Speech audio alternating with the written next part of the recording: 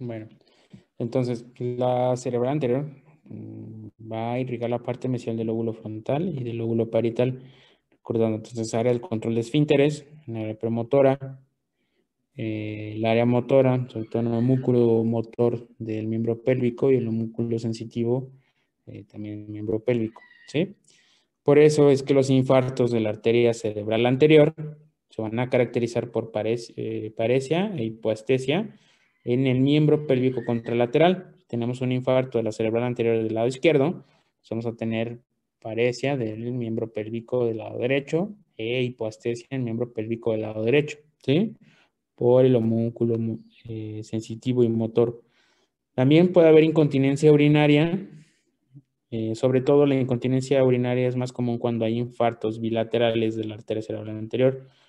También puede haber desviación tónica de mirada hacia la lesión, afasia transcortical motora y algo muy característico de las lesiones de la cerebral anterior son los reflejos atávicos. Ahorita vamos a ver un video. Y sobre todo cuando hay alteración o infarto del cuerpo calloso, de forma bilateral, pues se van a interrumpir todas estas conexiones. Recuerden que el cuerpo calloso lo que hace es conectar tanto el lado derecho con el lado izquierdo, ¿sí? Entonces hay una desconexión del lado derecho, lado izquierdo, ¿sí? Y a eso se le llama como un síndrome de desconexión. Dentro de los reflejos atávicos, veamos este video. Esto sobre todo se presenta cuando hay lesión del lóbulo frontal. Hay distintos, los reflejos atávicos son de liberación frontal. Los más comunes pues es el de prensión, el palmomentoniano, de succión o chupeteo, de búsqueda, ¿sí? De bulldog, ajá. Son varios. En este caso pues estamos viendo un paciente intubado que lo que se hace es estimular la parte del paladar. Vean cómo hay succión cuando meten ahí cuando estimulan con el abatelenguas, el paciente pues obviamente pues está sedado, ¿no? Está intubado. Vean cómo al introducir el abatelenguas, pues el paciente tiene automáticamente este reflejo, que es un reflejo pues, que todos tenemos cuando nacemos, cuando estamos en una edad de neonatos. Y es que cuando se acerca algo a la boca, pues nuestro instinto, el reflejo, pues es de succionarlo, sobre todo, pues, en este caso, pues cuando se alimenta el bebé, se acerca a la mama, pues es lo que hace el bebé, pues es succionarlo, ¿no? Entonces todos estos reflejos se van a ir, pues por así decirlo, apagando, porque el lóbulo frontal, que es el lóbulo evolucionado, el lóbulo más evolucionado del hombre, pues va poco a poco apagando estos reflejos, ¿sí? Entonces, pues vamos creciendo, pues ya no hay necesidad de que si nos acercan algo a la boca, pues automáticamente lo succionemos. ¿Ah? Entonces, ese es el reflejo de succión. Que también este paciente presenta. También este paciente presenta algo de búsqueda. ¿Qué es la búsqueda? Pues cuando le acercan algo en la parte lateral de la boca, vean cómo el paciente automáticamente va a dirigir los labios hacia esa parte. También es un reflejo atávico o de liberación frontal, ya que cuando pues, estamos en edad neonatal, lo que hacemos pues, es buscar igual la fuente de alimentación, en este caso la mama, ¿sí?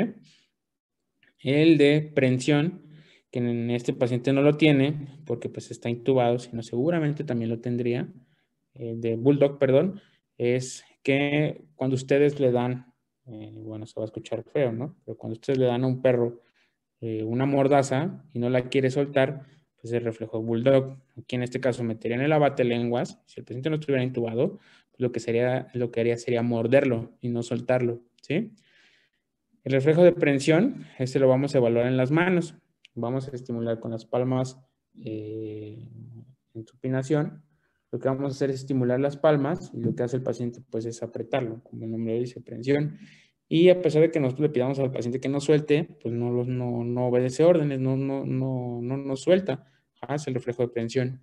Y el palmomentoniano, lo que ustedes van a hacer es estimular como si hicieran un Babinski, pero en la palma. Estimulan la parte lateral de la palma, la base de la palma de la mano, y lo que hace el paciente pues es tener un tipo de reflejo de succión, ¿no? Entonces ven cómo se contrae, estimulan la palma y ven cómo se contrae el labio, ¿sí? Entonces el reflejo palmomentoniano. Todos esos son reflejos atávicos. Y pues el de Moro, el reflejo de Moro, que pues ya ustedes lo deben de saber, si hago en pediatría, pues es estimular en repetidas ocasiones, no, perdón, el reflejo glabelar, perdón, Moro no, olviden lo que dije, el reflejo glabelar. Estimulan la glabela, dan varios golpes sobre la glabela y pues cuando no hay alguna lesión frontal, pues automáticamente pues dejamos de parpadear sabiendo que no hay una fuente de peligro. Lo que hacen los bebés y los pacientes con alguna lesión frontal, pues es que no dejan de parpadear cuando se estimula la glabela, ¿sí? Entonces el reflejo glabelar. Todos esos pues son reflejos atávicos o de liberación frontal, ¿sí? Y la gran mayoría de estos se va a presentar cuando hay algún infarto de la cerebral anterior, porque la cerebral anterior va a irrigar, ¿qué? La parte mesial del lóbulo, ¿qué? Frontal, ¿sí?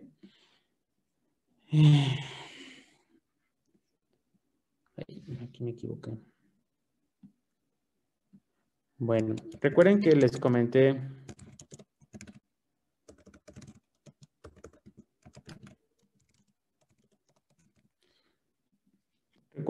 recuerdan que les comenté que cuando vimos anatomía de la cerebral anterior, ¿dónde está?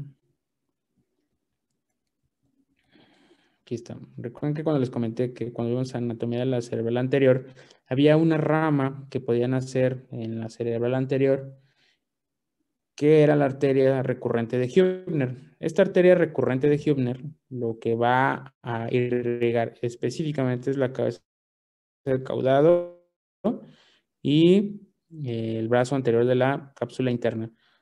Y cuando hay alguna, sobre todo, es muy común verlas, este tipo de, bueno, no muy común, ¿no? Es más común verla, este tipo de síndromes en neurocirugía, porque cuando hay algún aneurisma de la cerebral anterior, de la comunicante anterior, y no se cuida, cuando se clipa, no se cuida el lesionar esta arteria, pues es común que cuando se clipa esta arteria, pues hagan síndromes de la arteria recurrente de Hübner, que no es más que debilidad braquial contralateral. Si se lesiona la de Hübner del lado derecho, hay debilidad del brazo del lado izquierdo, coreoatetosis o un síndrome disinético y alteraciones conductuales, ¿sale? Este tipo de alteraciones conductuales, apatía, ajá.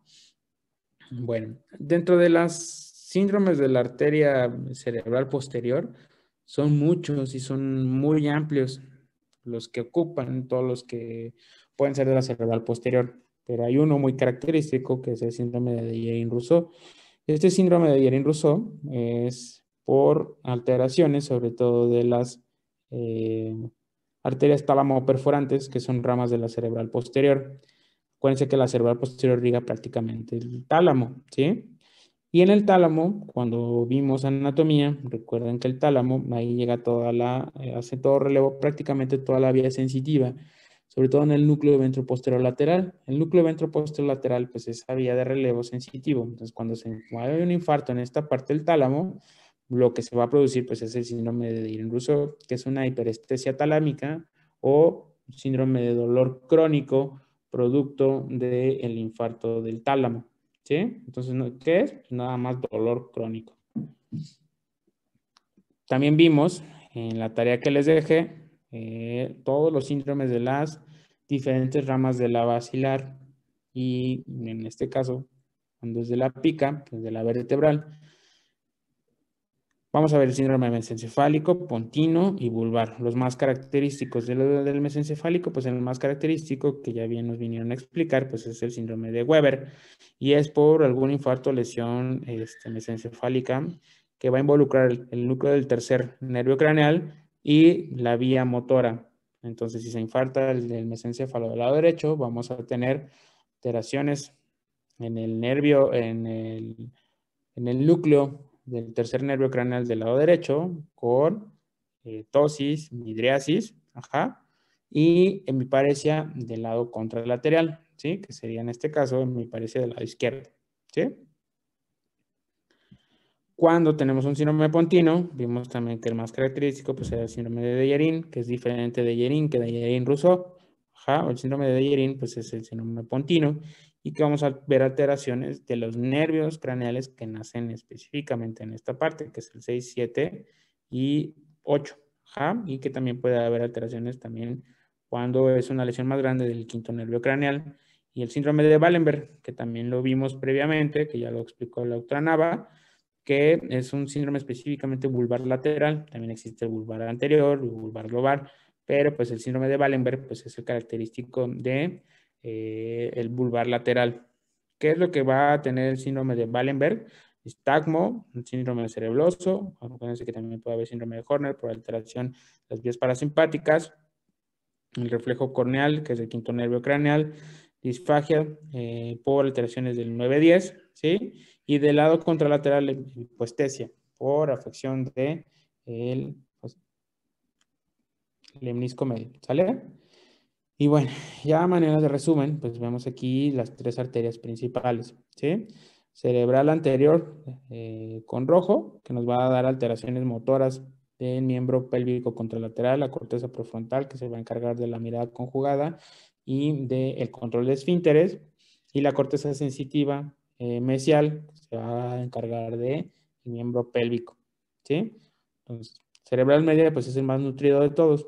Acuérdense de la cerebral posterior, que va a irrigar el tálamo y la corteza visual. Entonces, si hay alteraciones visuales, sobre todo cuadrantanopsia o hemianopsia, sin alteraciones sensitivas o motoras, pues piensen que la lesión está mucho más atrás, en el lóbulo occipital específicamente. Y si ustedes ven un Dejerin-Rousseau, que es una hiperestesia talámica o de dolor o aumento de dolor, pues piensen también puede haber alguna lesión, sobre todo de las arterias talamoperforantes, ramas de la arteria cerebral posterior. ¿Sí? Bueno, ¿hasta aquí alguna duda? Son muchos, son varios los síndromes que tienen que repasar. La arteria de la síndrome de la cartera interna, cerebral media, cerebral anterior, recurrente de Hübner, el de Dejerin-Rousseau, mesencefálico, pontino y vulvar. ¿Sí? Pero, pues si se le da una buena repasada a neuroanatomía y entienden qué es lo que pasa y por qué pasa cada cosa de los síndromes, pues no les va a costar tanto trabajo, ¿sale? Y ya la siguiente clase, pues ya vemos un poquito más de esto. Hasta aquí son los síndromes neurovasculares. Y ya la siguiente clase, pues vamos a repasar qué patogenia, vamos a empezar tratamiento del EBC, del tipo isquémico, y si nos da tiempo, pues ya abordamos también el hemorrágico ya para terminar esto. ¿Alguna pregunta? No, gracias. Todo bien. Gracias. ¿No? ¿Seguros? Bueno, por ahora No, no. gracias. Bueno, repasen esto, por favor. Bueno, los veo la siguiente clase, los veo el jueves, el viernes a las 4. ¿Vale? Cuídense. Gracias. Hasta luego, Hasta luego. cuídense Hasta luego. mucho. Gracias.